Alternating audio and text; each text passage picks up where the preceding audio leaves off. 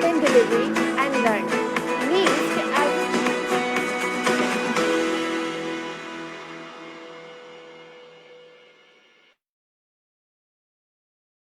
Assalamu alaikum everyone. Assalamu alaikum Miss Alia. Assalamu alaikum. How are you? I'm good. How are you? Alhamdulillah. Okay. So thank you everyone for joining us today. And we are back again with our next session of our teachers series, mental health series for teachers. And today we have our topic, fostering positive behavior change in a classroom. And we thought that this is yesterday was the mental health day. So why not organize a mental health week for teachers so that they can, learn few things that they can apply in their classrooms. Okay, for that, on Monday, we conducted a session, and today we are again back with one of the other trainers, and her name is Miss Alia Yasser. Thank you, Miss Alia, for joining us. Thank you so much, Fareen, for having me over. Okay, let me briefly introduce her. So Miss Alia Yasser is a BCBA with an IBA background, is a seasoned consultant behavior analysis and a dedicated positive behavior support practitioner. Her expertise is further solidified by her completion of coursework in Applied Behavior Analysis, ABA, from the University of West Florida in 2021. Alia stands out as one of the few internationally recognized behavior analysts actively serving in Pakistan, holding certifications from BACB and IBAO. As an approved content provider and supervisor for IBA and IBT credentials, she plays a pivotal role in shaping the future of applied behavior analysis in Pakistan. Alia is passionately involved in training and supervising candidates while tirelessly advocating for the growth of evidence-based methods in behavior therapy throughout the country. So thank you so much, Ms. Alia, for coming over to AdLab virtually and agreed to conduct a session for us. Thank you so much.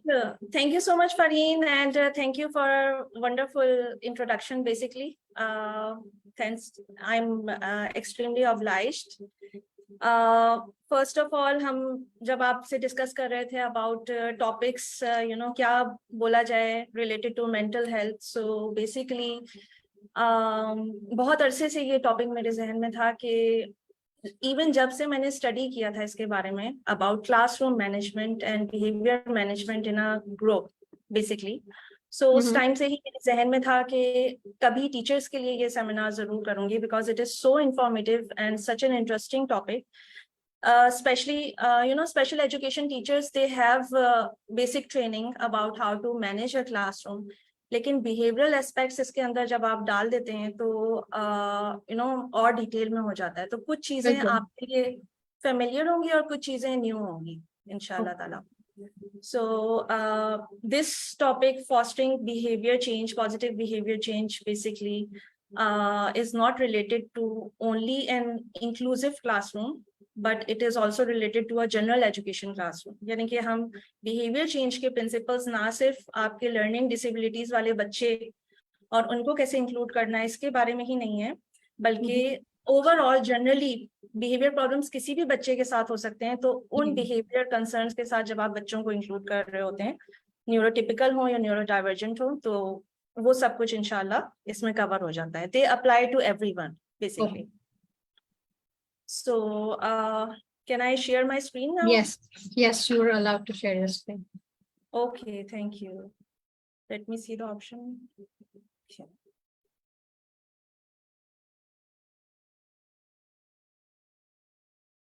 Yes, I got it.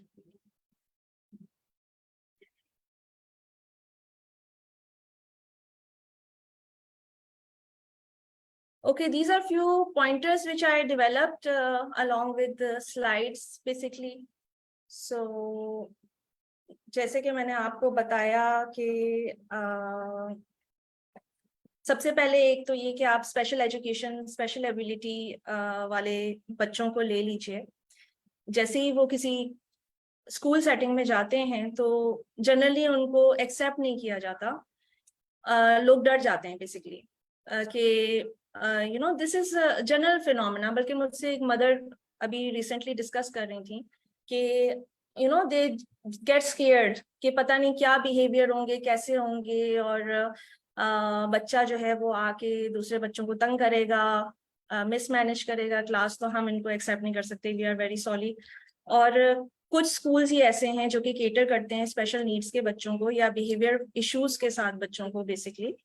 सो ये जो knowledge है ये होना आपके लिए बहुत जरूरी है कि it is not that difficult as you think it is basically to manage these kids. So learning objectives of this program.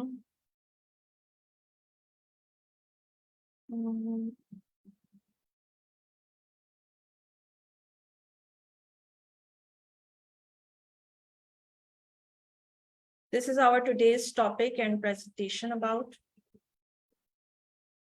learning objectives। क्या है इसके अंदर कि आपको desirable behaviors को कैसे encourage करना है और problematic behaviors को कैसे discourage करना है in a group of students basically। So हम बहुत ज्यादा बात करते हैं one-on-one attention की, one single out करते हैं students को। Basically we don't have time in a classroom setting। जब आपके पास एक ग्रुप है छोटे छोटे बच्चों का, स्कूल एज बच्चों का, तो आप एक बच्चे के ऊपर उतनी तवज्जो नहीं दे सकते। इसलिए एक ग्रुप के ऊपर कैसे आप इन प्रिंसिपल्स को अप्लाई कर सकते हैं बेसिकली इसके मुताबिक है। So we are going to talk about group contingency and self management skills in particular.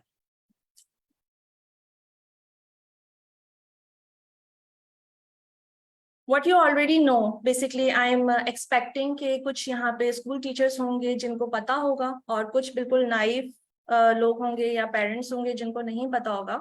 सो उनके लिए थोड़ा सा रिविजन कर लें कि जनरली हम लोग क्या स्ट्रेटजीज यूज करते हैं to manage a school classroom. Basically सबसे पहले आ जाती है structuring the classroom for success.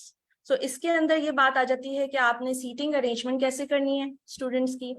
जो डिफिकल्ट प्रॉब्लम्स वाले हैं उनको थोड़ा सा हमारे करीब में अपने क्लोज कर लेते हैं या टीचर के क्लोज आ जाते हैं ताकि उनको ज्यादा इजीली एक्सेस किया जा सके बनिस्बत बाकी बच्चों के।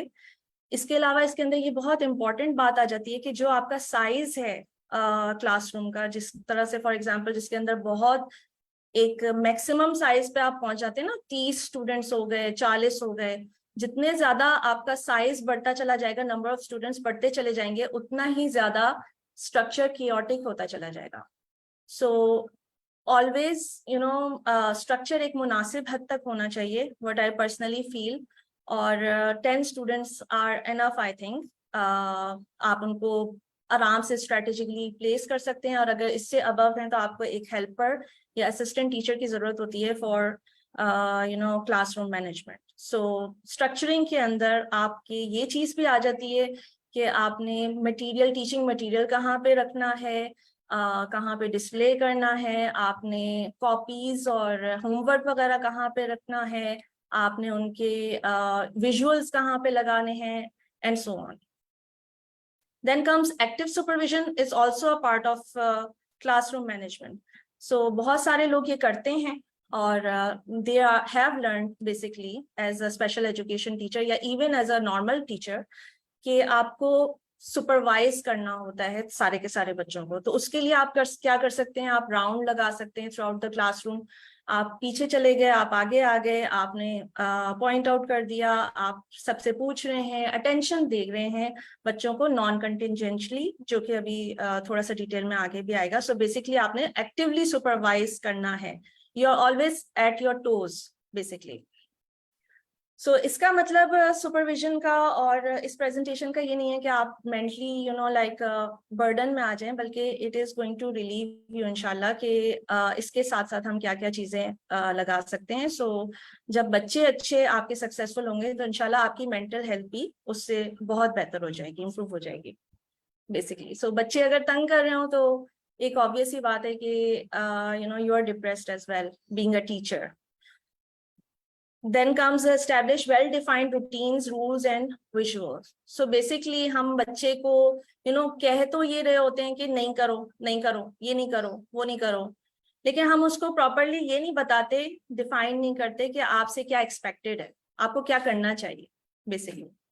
सो रूल्स, रूटीन्स आपके बिल्कुल क्लियरली डिफाइंड होने चाहिए, यानी कि बच्चा समझ रहा हो कि इस क्लासरूम में एग्जिस्ट करने के मेरे लिए क्या रूल्स हैं, और उसकी एज के हिसाब से होने चाहिए. यानी कि ऐसा नहीं कि बहुत हाई किस्म की एक्सपेक्टेशंस आपने लगा दी हैं. कुछ चीजें एज अप्रोप्रिएट बच्चों की रखी जाती हैं. बहुत जिस तरह छोटे बच्चे हैं तो उनसे आप एक्सपेक्ट नहीं कर सकते कि 5 मिनट, 5 साल का बच्चा है तो 5 मिनट के बाद कुछ ना कुछ तो करेगा. उसका सिटिंग बिहेवियर कुछ ना कुछ लो ही होता है. तो एक्सपेक्टेशंस अपनी क्लियरली डिफाइन करें. रूल्स हो गए कि ये करना है, ये नहीं करना है, और even you can use visuals as well, क्योंकि रीडिंग में प्रॉब्लम होती है तो पिक्चर्स लगा दें आप क्लियरली मेंशनिंग दोज रूल्स, तो that would be best of the best. So बच्चे को बेसिकली बताना कि what is expected of him. Then comes provide positive verbal feedback and non-contingent attention. So अगर आप टीचिंग कर रहे हैं क्लासरूम में, आप बोले ही जा रहे हैं, बोले ही जा रहे हैं, बोले ही जा रहे हैं, लेकिन आप कोई फीडबैक वगैरह नहीं ले रहे, बच्चे को क्या कितना समझ आया है, तो that would not be enough basically. सही है. तो यही चीज develop engagement and class participation के अंदर आ जाती है कि आप उनको टू वे पार्टिसिपेशन और टू वे कम्युनिकेशन करते हैं उनके साथ. बेसिकली बच्चे से पूछते रहते हैं, अच्छा अब आप बता दीजिए, अच्छा आपने बहुत अच्छा काम किया है, एंड सो ऑन.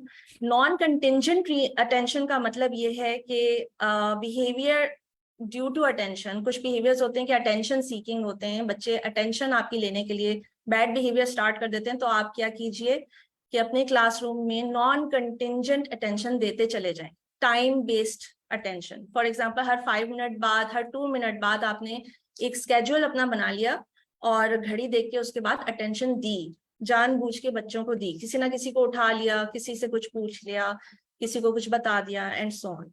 सो इसी तरह से क्लास पार्टिसिपेशन और एंगेजमेंट डेवलप करना बहुत जरूरी है. यानी कि मैं भी जब क्लास कंडक्ट कर रही होती हूँ, अगर यहाँ पे मैं लेती जाऊँ साथ साथ क्वेश्चन और देखती जाऊँ कि दूसरे लोगों को कितना आ रहा है, तो that would be better.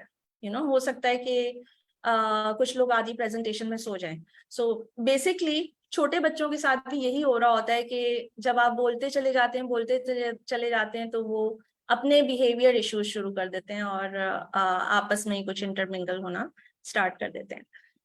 Then comes positive peer relations. कुछ बच्चे बहुत स्ट्रगल कर रहे होते हैं सोशली, शाइनेस का शिकार होते हैं. उनको किस तरह से आपने उनकी सिटिंग अरेंजमेंट कैसे चेंज करनी है, उनको किसके साथ बिठाना है, उनको पॉजिटिव वे में किस तरह से सोशलाइजेशन करानी है, ये सब कुछ बहुत जरूरी है, स्पेशली फॉर स्ट्रगलिंग चिल्ड्रन. कुछ तो होते हैं ना कि लाइक दे आर सुपरस्टार्स और वो आगे बढ़ के खुद ही सोशल होते हैं, बेसिकली नेचर होती है उनकी.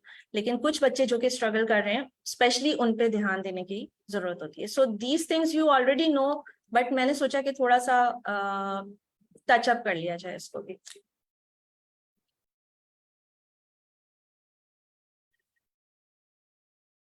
इसके अलावा आप क्या करते हैं क्लासरूम के अंदर बेसिकली.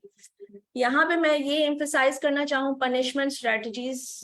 ये मैंने इसलिए यहाँ पे लिखा है कि नॉर्मली लोग ये स्ट्रेटजीज यूज कर रहे होते हैं अपने क्लासरूम में, पनिशमेंट पे फोकस कर रहे होते हैं. फॉर एग्जाम्पल अगर आप टाइम आउट को ले लीजिए कि जाओ जाके, अगर तुम बुरे बच्चे हो, जाओ जाके क्लासरूम से बाहर निकल जाओ, that is time out basically. ठीक है. सो आपकी जिंदगी तो आसान होगी, लेकिन वो बच्चा फर्ज करें ऑलरेडी एस्केप चाह रहा था, ऑलरेडी उसको काम भी नहीं करना था, ना आपकी अटेंशन चाहिए थी, वो तो चाह रहा था कि मैं बाहर चला जाऊं. तो अब नेक्स्ट टाइम क्या होगा, आप का वो बच्चा ज्यादा बिहेवियर इश्यूज शो करेगा, so that he is sent for time out. So basically it is not a punishment for him at all. So time out is basically removal of a student from a place or from reinforcement and from everything. और ये सिर्फ उस सूरत में effective होता है अगर बच्चा चाह रहा है रहना क्लासरूम में, वरना otherwise is totally ineffective time.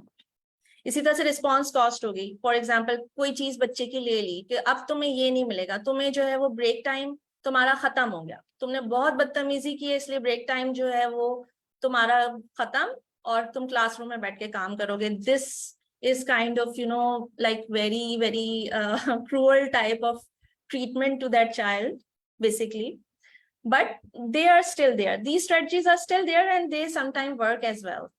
फिर आ जाता है ओवर करेक्शन के साथ आ जाता है कि जो आपने गलती की है उसको बार बार रिपीट करके और एक्स्ट्रा ऑर्डिनरीली रिपीट करके लिखो. तो जिस तरह से टीचर्स देती हैं पनिशमेंट कि आप बोर्ड के ऊपर लिखवाएं, बच्चे से 10 दफा लिखवाएं, I will not do it again, I will not do it again, I will not do it again, और पूरा का पूरा बोर्ड भरवा दें. That is a form of punishment strategy to reduce behaviors basically. लेकिन इनके नेगेटिविटी और negative असरात जो हैं वो आपके ब्रेन के ऊपर वो बहुत ज्यादा होते हैं इंस्टेड ऑफ पॉजिटिव थिंकिंग. सो इससे क्या होता है इन द लॉन्ग टर्म, बहुत सारे इसके ड्रॉबैक्स हैं. वो ये कि कुछ बच्चे जो है उनको बस आदत हो जाती है, वो जिसको कह देते हैं ना ढीठ हो जाना, वो भी पनिशमेंट की भी एक आदत सी हो जाती है. ठीक है, हमें तो पनिशमेंट मिलती ही रहती है. एक तो ये. दूसरी बात है कि उसकी सेल्फ स्टीम, उसका ख्याल आपने नहीं रखा पनिशमेंट देते हुए. बिहेवियर तो वक्ती तौर पे आपका रिड्यूस हो गया, लेकिन इन द लॉन्ग टर्म ना उसकी सेल्फ स्टीम डेवलप होती है, ना पॉजिटिव रिलेशंस डेवलप होते हैं, ना वो बेहतर परफॉर्मेंस की तरफ आ पाता है एंड सो ऑन. यानी कि बिहेवियर, बैड बिहेवियर्स तो आपके रिड्यूस हो गए, लेकिन पॉजिटिव बिहेवियर्स जो है वो आपने कुछ उसकी जगह पे नहीं सिखाए बच्चे को. So these things should be avoided, although they are there, but it should be avoided. So basically आज जो मेरी presentation का मकसद है वो positive behavior change और positivity की तरफ आपका ध्यान दिलाने की तरफ. Reinforcement, which is basically positive way to develop good behaviors. ठीक है, so इसके ऊपर हम बात करेंगे आज की presentation में डिटेल में. Instead of using punishment, you should use reinforcement more in frequency, बार बार ये चीज यूज करनी चाहिए. सो reinforcement के अंदर एक, क्योंकि आप क्लासरूम में काम कर रहे हैं, अब ऐसा तो हो नहीं सकता कि एक एक बच्चे को आपने टॉफी देना शुरू कर दी कि इसको टॉफी पसंद है तो मैं reinforcement, अच्छा काम कर रहा है तो मैं टॉफी दे दूं. तो उससे क्या होगा कि और बच्चे भी मांगेंगे, फिर हेल्थ इश्यूज अलग हैं. तो जनरली क्लासरूम के अंदर रीइंफोर्समेंट देना बड़ी मुश्किल हो जाता है, तो इसलिए मोस्टली टीचर्स यूज करते भी हैं. और इसको हम टर्म की फॉर्म में अगर लेके चलें तो ये कहलाता है टोकन इकोनॉमी या टोकन सिस्टम बेसिकली. ठीक है, सो ये थोड़ा सा देख लेते हैं कि क्या होता है.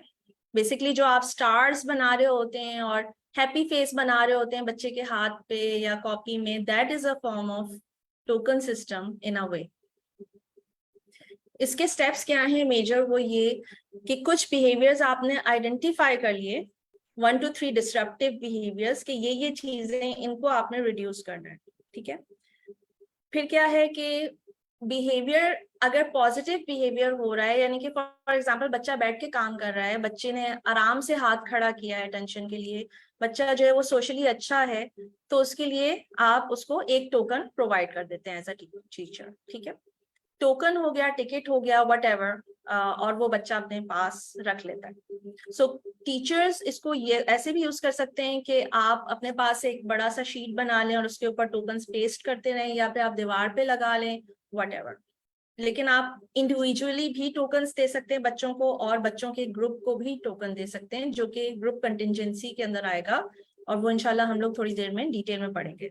सो इंडिविजुअल लेवल पे अभी मैं टोकन सिस्टम को थोड़ा सा बताना चाह रही थी आप लोगों को. So token is why it is a token, कि इसके एक्सचेंज में बच्चा जो चाह रहा है वो उसको मिल जाएगा. ठीक है, सो फॉर एग्जाम्पल अगर बच्चे रिसेस चाह रहे हैं, ब्रेक चाह रहे हैं, तो उनको एक्स्ट्रा टाइम ब्रेक का मिल जाएगा आफ्टर अर्निंग फ्यू टोकन्स. तो आपने एक सेट क्राइटेरिया पहले से अपने बच्चों को बता देना है कि फॉर एग्जांपल अगर आप लोगों ने 5 टोकन्स अर्न कर लिए, तो then you can exchange it for some form of reinforcement. और रीइंफोर्समेंट कोई स्पेसिफिक नहीं होगी, बल्कि वो होगी जो बच्चे चाह रहे हैं. फॉर एग्जाम्पल ब्रेक चाह रहे हैं, कोई एक्टिविटी चाह रहे हैं, something to eat they want, whatever. तो किसी चीज के लिए वो एक्सचेंज कर सकते हैं। तो it is sort of kind of money या पॉइंट, जिसकी हमारे नजदीक कॉइन्स की कितनी वैल्यू होती है, मनी की कितनी वैल्यू होती है। या अगर हम फॉर एग्जांपल कहीं पे पार्क वगैरह में जाते हैं, वहां पे जो हमें टिकट्स मिलते हैं, that is a form of token. हम वो जमा कर रहे होते हैं और फिर उसके बाद उनको एक्सचेंज करके कोई भी अपनी मर्जी का टॉय ले लेते हैं, तो हमें कितना मजा आता है कि हमें ये चीज मिली है। तो इसी तरह से टोकन इकोनॉमी भी वर्क कर रही होती है कि जब it is attach to a wide variety of rewards, ये नहीं कि एक चीज इसके अगेंस्ट में, बल्कि जो मर्जी है लेना चाहें आप ले सकते हैं, तो then it becomes very very effective. So it must be used in a classroom. आपको जल्दी जल्दी रीइंफोर्समेंट देने की जरूरत नहीं है, just you are giving the token to the children and after a set amount of number of tokens they can get what they want. So sort of it looks like this. ये एक छोटा सा visual है आपके पास, जिसमें आप ये ऊपर बच्चे से लेके इनपुट और लगा देते हैं picture. If it's a visual learner तो आपको पिक्चर्स यूज करनी चाहिए बेसिकली, कि मैं इसके लिए काम कर रहा हूँ, ये चीज मुझे चाहिए होगी अगेंस्ट द टोकन्स। और रूल्स भी आप इसी तरह से पिक्चर में लगा दें विजुअली, कि फॉर एग्जांपल क्वाइट हैंड आपने रखने हैं, क्वाइट वॉइस रखनी है, you are sitting and doing your work, do my work and sitting nicely, very good, ठीक है। and then time based schedule के ऊपर आपने फॉर एग्जांपल हर आधे घंटे या हर 1 घंटे बाद जो है वो टोकन डिसाइड कर लिया है, depending on the child's performance आप स्केड्यूल बनाते हैं। फॉर एग्जांपल 10 मिनट्स का भी हो सकता है कुछ बच्चों के लिए, कुछ बच्चों के लिए आधे घंटे का भी हो सकता है, कुछ बच्चे 1-1 घंटे तक भी कर सकते हैं, 45 मिनट तक भी कर सकते हैं। So depends a lot upon your learners and classroom. So आपने एक टोकन दिया, दूसरा दिया, तीसरा दिया, चौथा दिया, पांचवा दिया, and after earning all the 5 tokens you can get whatever you want basically. So this is the basic theme of token economy system. This can vary as well, यानी कि आप के बच्चे को अगर फॉर एग्जांपल इतनी बर्दाश्त नहीं है तो आप 2 टोकन से स्टार्ट करेंगे, 1 से स्टार्ट करेंगे और उसको एक्सचेंज करके बताएंगे। Then slowly when he learns what a token system is basically, तो उसके बाद आप इंक्रीज करते चले जाएंगे। इस तरह से आपके टोकन सिस्टम इंप्लीमेंट होता है। So these are the basic steps of a token economy system. सबसे पहले क्या करना है, आपने बिहेवियर्स को डिफाइन करना है, टारगेट बिहेवियर क्या क्या है। फिर उसके बाद टाइप ऑफ द टोकन आपने डिसाइड करना है। फॉर एग्जांपल स्टिकर देने हैं, कॉइन्स देने हैं, टिकट्स देने हैं, what kind of tokens you are using. Then the backup reinforcers, कि इसके अगेंस्ट में बच्चा क्या क्या ले सकता है, ये चीजें आपने डिसाइड करनी है। देन रीइंफोर्समेंट स्केड्यूल, कि आपने जो है वो कितने देर के बाद, फॉर एग्जांपल अगर आप इंटरवल स्केड्यूल पे हैं तो कितनी देर के बाद आपने रीइंफोर्समेंट देनी है, या कितने करेक्ट आंसर्स के बाद रीइंफोर्समेंट देनी है, and so on. This is reinforcement schedule. Then comes exchange criteria. Exchange criteria means कि आपने 3 tokens के बाद reinforcement दे देनी है, या after earning 5 tokens reinforcement दे देनी है, and so on. And time and place for the exchange, ये decide कर लीजिए कि कहाँ पे। Obviously अगर आप classroom की बात कर रहे हैं तो फिर classroom की is the place where you are going to do it. लेकिन अगर एक बच्चे को अलहदा से आप ने डिसाइड किया हुआ है तो उसको हो सकता है क्लासरूम से बाहर आपको लेके जाना पड़े। वाई, एक छोटा सा इसका ड्रॉबैक ये है, अगर इंडिविजुअली आप टोकन सिस्टम यूज करते हैं तो हो सकता है क्लास के बाकी बच्चे आपसे नाराज हो जाएं और वो कहें कि इसको क्यों स्पेशली आप अटेंशन दे रही हैं, इसी को क्यों ये चीजें मिल रही हैं, हमें क्यों नहीं इन्वॉल्व किया जा रहा। ठीक है। सो इंडिविजुअल के केस में आपको अलग ले जाके बच्चे को देने पड़ते हैं, एक्सचेंज वगैरह करना पड़ता है, ताकि बच्चों में आपस में लड़ाई ना हो जाए। यही चीज जब हम ग्रुप में अप्लाई कर रहे होते हैं तो it becomes far more effective. And then comes response cost. Response cost is a type of, जैसे कि अभी थोड़ी देर पहले आया था ये वर्ड भी, पनिशमेंट प्रोसीजर, कि अगर आपका बच्चा बहुत ही ज्यादा बिहेवियर इश्यूज के साथ है तो आप उससे कुछ टोकन वापस भी ले लेते हैं। लेकिन ऑलवेज रिमेम्बर कि पनिशमेंट में आपको ये इस बात का ख्याल रखना है कि number of tokens which he is earning basically, यानी कि ज्यादा उसको टोकन्स मिले, that should increase, that should exceed the number of tokens he is losing. ऐसा ना हो कि आपने क्राइटेरिया इतना हाई रखा हुआ है कि उस बेचारे के पास कोई टोकन्स रहे ही नहीं और सारे के सारे चले गए, वो आराम से फिर बैठ गया और फिर प्रॉब्लम बिहेवियर स्टार्ट कर दिए। सो अपॉर्चुनिटी उसकी अर्निंग की ज्यादा होनी चाहिए बनिस्बत इसके कि उससे आप खींच लें और बेचारे के पास कुछ बचे ही नहीं। सो रिस्पॉन्स कॉस्ट के केस में आपको you have to be very very careful because it is a punishment procedure and you should always inform the parents or your organization head that you are doing this basically. कोई भी punishment अगर मैं कहती हूँ कि apply करना है तो आप इंफॉर्मेशन पेरेंट्स को हो और टीचर जो आपकी हेड वगैरह हैं whatever उनको होना जरूरी है। And if you are under supervision obviously तो supervisor, if you are an ABA therapist तो उसको इसकी इंफॉर्मेशन होनी चाहिए।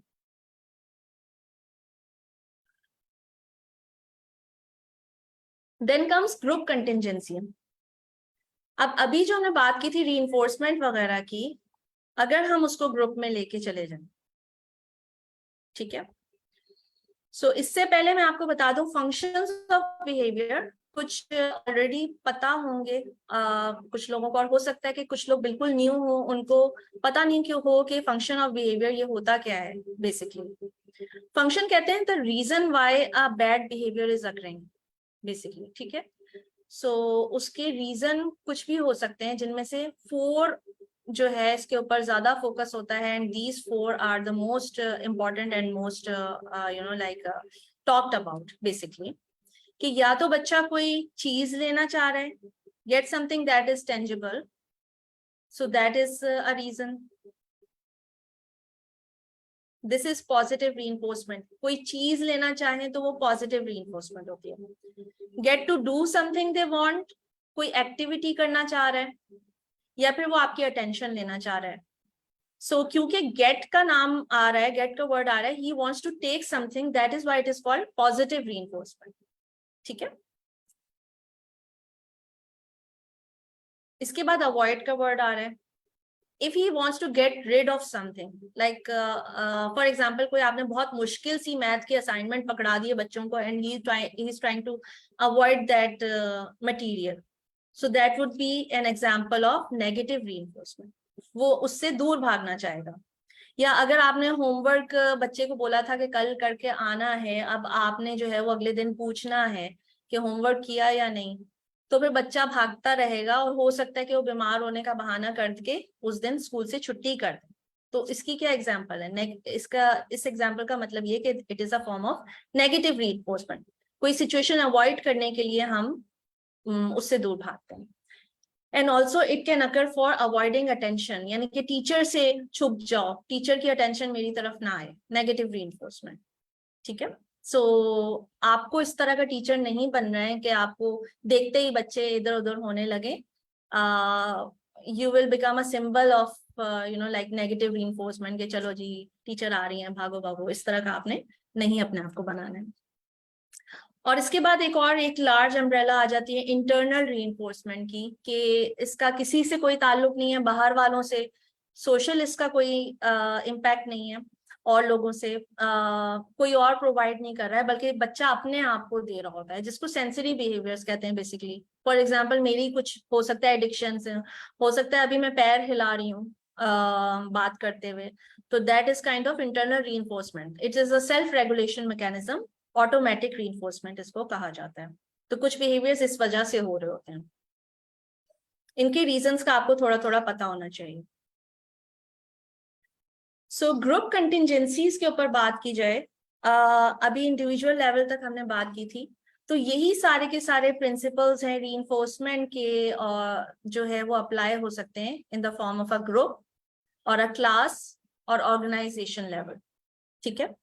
सो ना सिर्फ ये कि 3-4 बच्चों का ग्रुप, बल्कि इवन एक पूरी क्लास, बल्कि एक पूरी ऑर्गेनाइजेशन जो है वो यूं समझ लीजिए कि एक ऑब्जेक्ट की तरह, एक बड़ी सी एक बॉडी की तरह बन जाती है, जिसके अच्छे बिहेवियर्स को आप रीइंफोर्समेंट के थ्रू इंक्रीज कर सकते हैं, जिसके बुरे बिहेवियर्स को आप रिड्यूस कर सकते हैं थ्रू पनिशमेंट। ऑर्गेनाइजेशन लेवल पे भी इवन ये सारे के सारे प्रिंसिपल्स अप्लाई हो रहे होते हैं।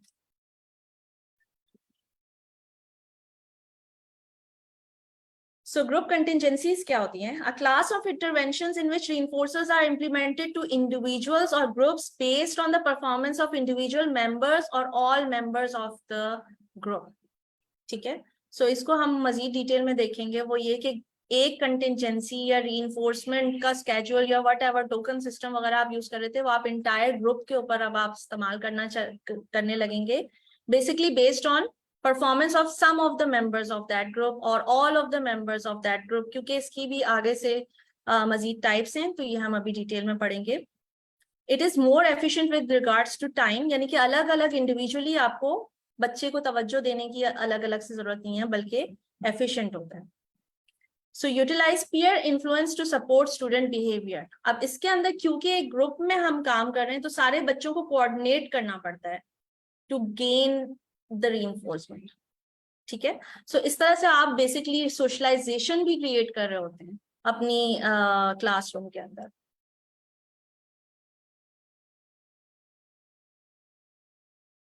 मेरी आवाज नहीं आ रही क्या? मेरी आवाज क्लियर आ रही? नहीं नहीं, आपकी आवाज बिल्कुल क्लियर आ रही है. Bushra, you need to check your mic or maybe rejoin because आपको आवाज नहीं आ रही, बाकी सबको आ रही है. Thank you so much. Thank you.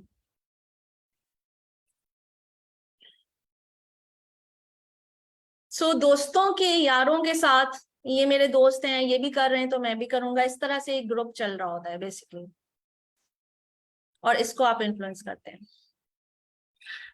Group contingencies की 3 टाइप्स हैं.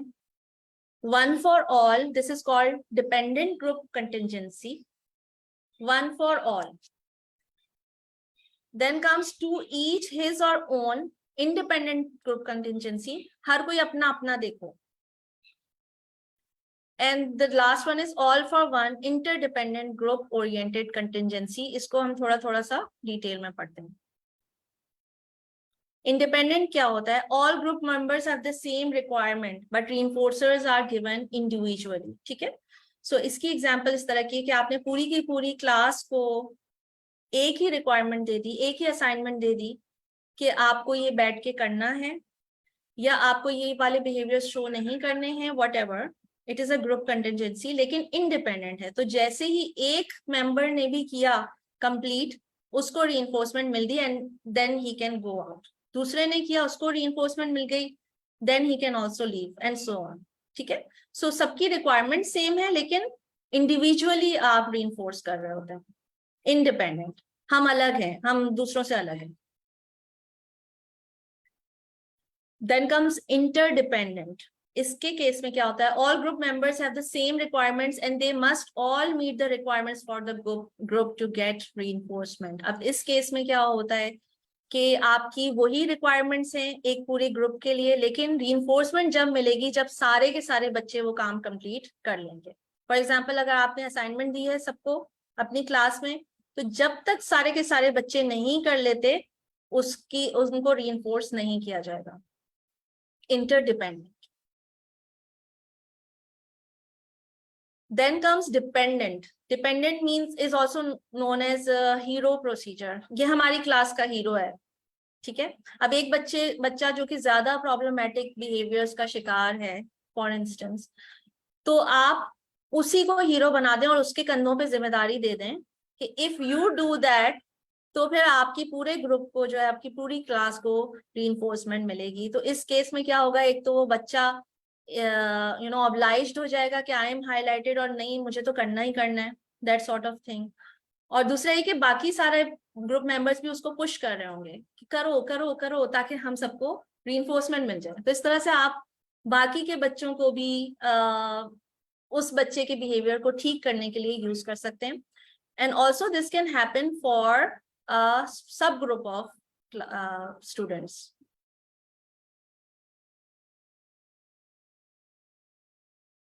सो सब ग्रुप की बात मैंने जो की थी अभी, फॉर एग्जाम्पल एक बच्चे के बजाय आप 2-3 बच्चों को ले लें और उनके ऊपर डिपेंड कर दें कि अब ये 2-3 बच्चे कर लेंगे तो पूरी की पूरी क्लास को रीइंफोर्समेंट मिल जाएगी. This is also a type of hero procedure. Group members gain reinforcement based on the actions of a सब ग्रुप और individual in the group. So basically इसके कुछ ड्रॉबैक्स हो सकते हैं, इसको भी करते हुए आपको बहुत केयरफुल रहना होता है।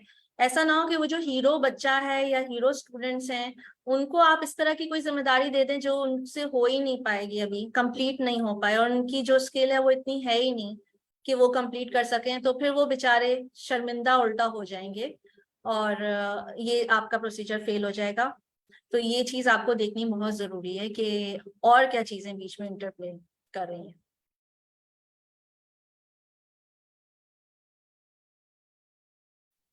सो यही चीज दोबारा से रिपीट हो रही है। Layperson's definition, independent, a contingency is presented to all members of a group but reinforcement is only delivered to those individuals who meet the criteria outlined in the contingency। के सबको काम दिया गया है लेकिन एक को जो जो करता जाएगा उसको reinforcement मिलती चली जाएगी। Dependent is totally opposite. The reinforcer for the group is dependent on the performance of an individual student or a small group of students, or interdependent. All of the students in a group must meet the criteria for the contingency before any member earns reinforcement. इसकी ये example आपके सामने लिखी हुई है। Independent, for example जैसे मैं अभी आपको एक्सप्लेन कर चुकी हूँ कि मैथ की असाइनमेंट, और जैसे जैसे जो जो करता गया वो they can go and get the reinforcement and so on. Interdependent, अब सारी की सारी क्लास जो है वो वेट करेगी कि एक दूसरे को सपोर्ट करेगी कंप्लीट करने के लिए असाइनमेंट बेसिकली। और डिपेंडेंट कि एक ही जो जॉर्ज है for example he is expected to do a certain task और फिर सब लोग उसको मोटिवेट करेंगे करो करो, और फिर that sort of a game you can develop basically for your class.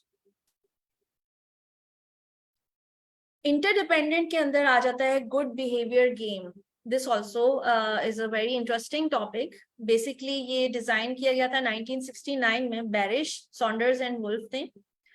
Good behaviour game एक behaviourally approved and proved principle है, एक गेम है जो कि अप्लाई करके देखा गया, डेवलप किया गया, और साइंटिफिकली प्रूवन टेक्निक है। इसके अंदर क्या होता है कि आपके स्टूडेंट्स जो हैं वो दो टीम्स में डिवाइड कर दें। आप अपने क्लासरूम में जितने भी बच्चे हैं उनको आप अलग अलग उनकी दो टीम्स लगा दें, टीम ए और टीम बी फॉर एग्जांपल, ठीक है। टीम सी भी हो सकता है, 3 भी हो सकती हैं, 2 भी हो सकती हैं, व्हाटएवर। और उसके बाद आप बोर्ड के ऊपर उनके मार्क्स लिखना शुरू कर दें, ठीक है। फॉर एग्जाम्पल आपने कुछ बिहेवियर्स लगा लिए, नोट डाउन कर लिए कि अगर आप बैठेंगे नहीं, अगर आप शोर करेंगे, that sort of inappropriate behaviours कुछ आपने लिस्ट आउट कर लिया और रूल्स लिख दिए। अगर आप ये करेंगे तो आपकी टीम जो है वो मार्क्स लूज करेगी। तो उसमें क्या होगा कि जैसे ही आपने एक टीम को देखा उनमें से कोई बच्चा विगलिंग कर रहा है तो आपने मार्क कर दिया ऑन योर बोर्ड, ठीक है, उस टीम के पास एक मार्क चला गया। इसी तरह से अगर किसी दूसरी टीम को आपने देखा कि वहां पे कोई बच्चा प्रॉब्लम्स का शिकार है तो आपने टीम बी का भी मार्क कर दिया, एंड सो ऑन।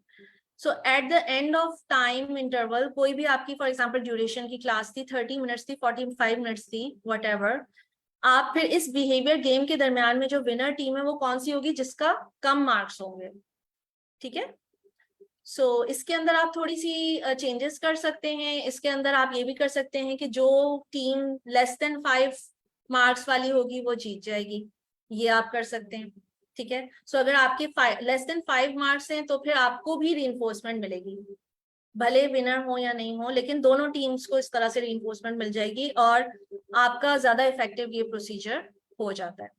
इसके अंदर एक और एडिशन भी आप कर सकते हैं कि अगर लेस देन 20 मार्क्स पर वीक है तो एक्स्ट्रा एक कोई शानदार किस्म की प्रिविलेज आपको मिल जाएगी।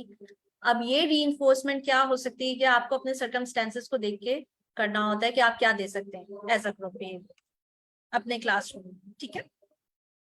ये मैं थोड़ा सा रीड कर लेती हूँ आपके सामने। बैरिश, सॉन्डर्स, वुल्फ, इनका ये प्रोसीजर है। Students are divided into 2 teams या more teams, compete for rewards, privileges daily and weekly, identify what periods will play game, clearly define rules, inappropriate, appropriate behaviors क्या हैं, if break rule, receive a mark on the board, team with fewest marks or less than 5 marks wins.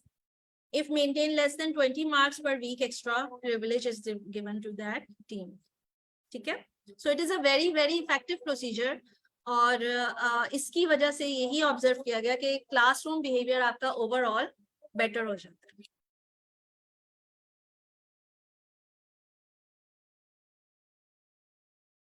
Now अब good behaviour game with a positive spin क्या होगा कि इसके अंदर भी 2010 में कुछ चेंजेस की गई. वो ये कि instead of given marks on bad behaviour, why don't we just give marks on good behaviour basically with a positive spin.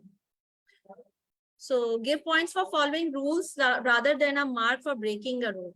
Basically 2010 में resulted in lower levels of rule violation. ये और भी ज़्यादा effective हुआ. Preferred by teachers basically. Caught being good game. ये भी Wright and McCurdy 2012 का है. Assign points if all team members are on task basically. So good behaviour game के अंदर आप सारे के सारे मेंबर्स को भी देख सकते हैं कि सारे के सारे बैठे हुए काम कर रहे हैं या नहीं. ठीक है.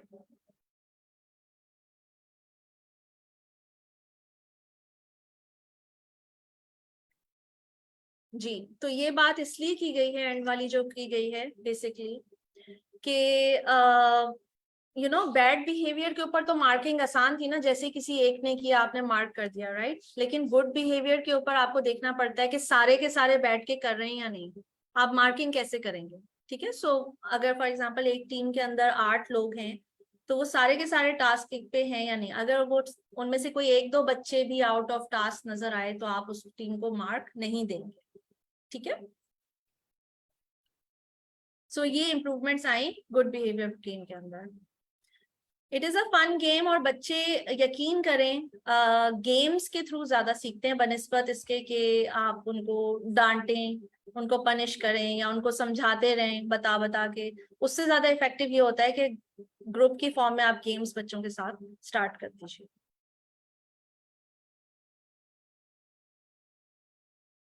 ये इसका एक पिक्चर है. सॉर्ट ऑफ इस तरह का आप बना सकते हैं एक विजुअल अपने क्लासरूम के अंदर, और उसमें आप टोकन्स दे रहे हैं बच्चों को या मार्किंग कर रहे हैं, टिक मार्क्स लगा रहे हैं, व्हाटएवर. और फिर एट द एंड आप काउंट कर लेते हैं कि कौन सी टीम विनर थी गुड बिहेवियर के.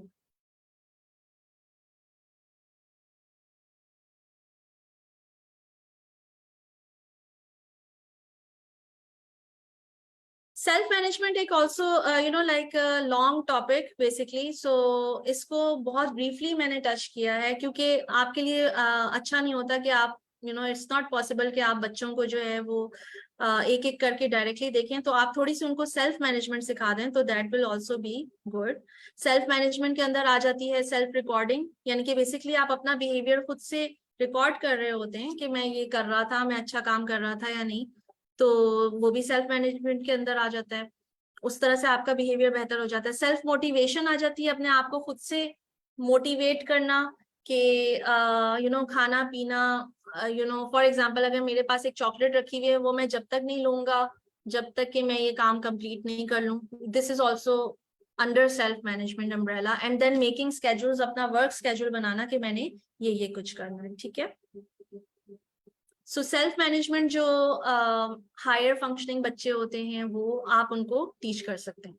रेटिंग स्केल बेसिकली कर सकते हैं, अपने आप को सेल्फ मैनेजमेंट के लिए यूज कर सकते हैं कि मेरा बिहेवियर बुरा था, मेरा सही था बस, या मेरा बहुत अच्छा था. इस तरह का आप Likert type rating scale use कर सकते हैं. और डेटा ऑब्वियसली कलेक्ट करना बहुत जरूरी है. प्लान एक्टिविटी चेक, ये क्या होता है बेसिकली कि फॉर एग्जांपल एक टाइमर आपने अपने पास क्लासरूम में लगा लिया, क्लॉक लगा ली, और उसके अंदर जैसे ही वो बजा, बजर बजा, आपने देख लिया हाथ सर अपना ऊंचा करके कि सब लोग आपके ग्रुप में आपके क्लास में काम कर रहे हैं या नहीं, और फिर वो नोट डाउन कर लिया आपने. जो नहीं कर रहे वो उनको एक्सक्लूड करके जो लोग कर रहे हैं, जितने लोग कर रहे हैं उसके आपने नंबर नोट डाउन कर लिया. This is called planned activity check. ठीक है. तो इस तरह से आप इंटरवल्स के ऊपर नोट डाउन कर सकते हैं अपने क्लासरूम में कि बच्चों का बिहेवियर एंगेजमेंट है या नहीं. And then comes permanent product record. So permanent product data ये होता है, इसके अंदर tokens आ सकते हैं, कितने earn किए गए थे group contingency के अंदर. इसके अंदर आप basically वो behavior जो कि कोई permanent product छोड़ देता है या निशान छोड़ देता है, उसको आप judge कर सकते हैं. For example, अगर आपने बच्चों को एक कोई math की problem solve करने के लिए दे दी थी, या कोई ऐसे दे दिया था, या कोई वर्कशीट दे दी थी, उसका जब आपके पास रिटर्न आएगा रिजल्ट, तो वो देख के आप बता सकते हैं कि बच्चे एंगेज थे काम के अंदर या नहीं. So this is called permanent product record. That is like forming some kind of mark on after it has occurred, basically. So this is the wrap up. Thank you so much for attending today. Ji Farheen, over to you. Yes, thank you so much, Ms. Alia, for conducting the session. And I would like to say thank you to the participants as well for coming over and joining it. We would like to have your feedback. And just please write your feedback in the chat so that Ms. Alia can also just see it. Okay, and people are asking for the certificates. The certificates will be issued after all the sessions will be completed. The last session is on Monday, 16th October. Next session will be on Friday, 13th of October, which will be conducted by Ms. Uruj Hassan. And the last session will be conducted by Ms. Farah Aftab. You need to, if you want any information related to the sessions, you can go on our Facebook page and check what are the topics. Thank you so much, Ms. Shafa. Thank you everyone for, thank you Nurnisa. Thank you everyone for joining, and thank you Ms. Alia Yasser for conducting such detailed, and I think everything was made very clear. And your presentation was also very good. The images, every activity that you explained, it was even visible. You shared the pictures as well. Yes, Shafa, you have a question, you can write in the chat box. Thank you so much. I had to wind up the session because of the time constraint. Yeah, I know, because we kept these sessions very short and crisp, literally. So we managed to do it in 40 minutes. Yes, 45 minutes. For recording, you can go on Facebook page and watch it again. Can you please tell us about your institute? Shafa is asking about your institute. Maybe you can share your email address here so they can ask you about your institute, because now we have to wrap up the session and close the Zoom meeting. So Alia, maybe you can write your email address if you want them to contact you. Yes, sure. I will write my email address here. You can contact me.